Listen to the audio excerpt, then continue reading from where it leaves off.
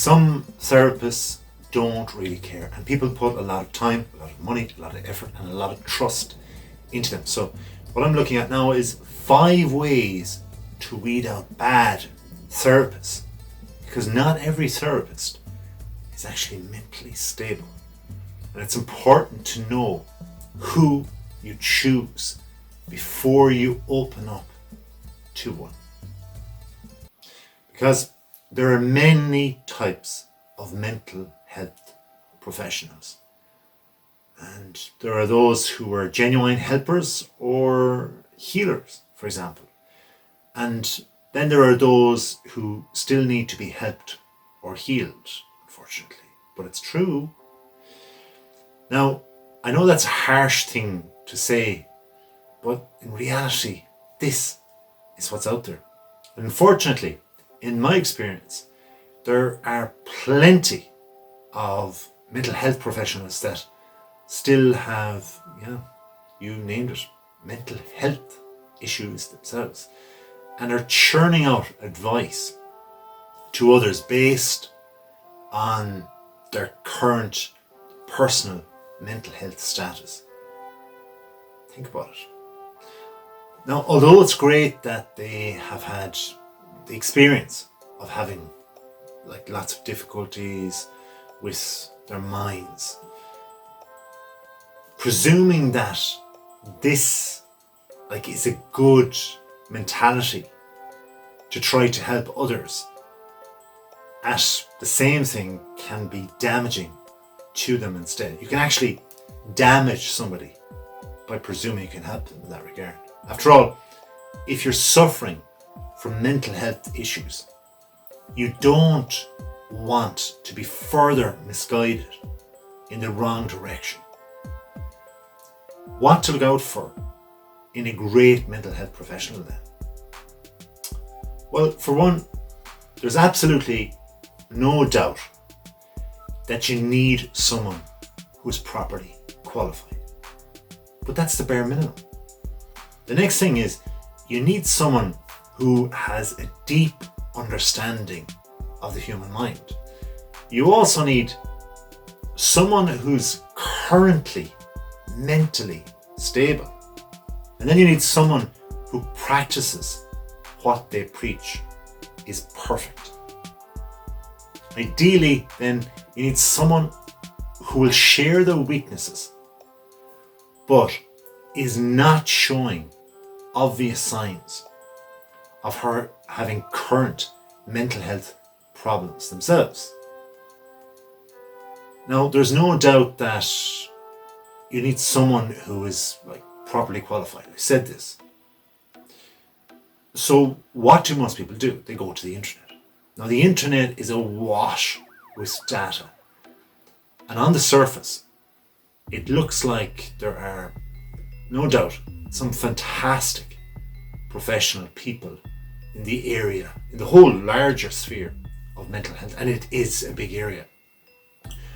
But just because upon first reading, you see things on their, say, websites or social media that seem impressive when they claim to be true, may not actually be entirely the case at all.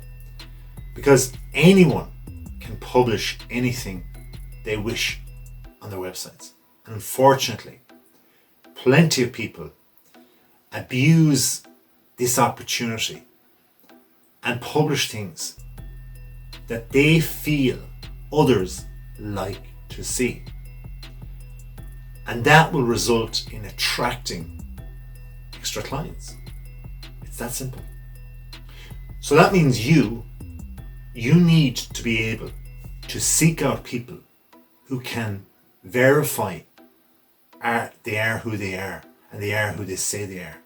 Or at least check out third-party websites such as ones that prove they are listed to license professionals within their field. Because the mental health scene is huge and you need to have the correct person to help you. Now, it's not just messaging the person, and don't ever be afraid to ask their proof of qualifications. because this will save money, will save time, and save your mental health in the short and over the longer term. So you need someone who has a deep understanding of the human mind. Now here's the thing. Although noticing a qualified mental health professional is usually like a great start when you seek out a mental health professional, this doesn't necessarily though mean that a person is going to have a good understanding, because there are lots of professionals who can list off theories of Jung without actually understanding what they mean or how they should be properly used to help another person. And in many ways, this person is just proving that they have a good memory and can rehash what they've read after they've completed their qualification. Because a lot of qualifications are based on examinations, and that's where memory comes in. But this does not mean they have the ability to help you. And if you have a good rapport with a mental health professional when you first meet them, there's a greater chance then that they'll be able to understand your specific issues if and when you choose to work with them. You also need someone who's currently mentally stable. It always helps, you know. I know many mental health professionals who initially got into their profession just to try and heal themselves.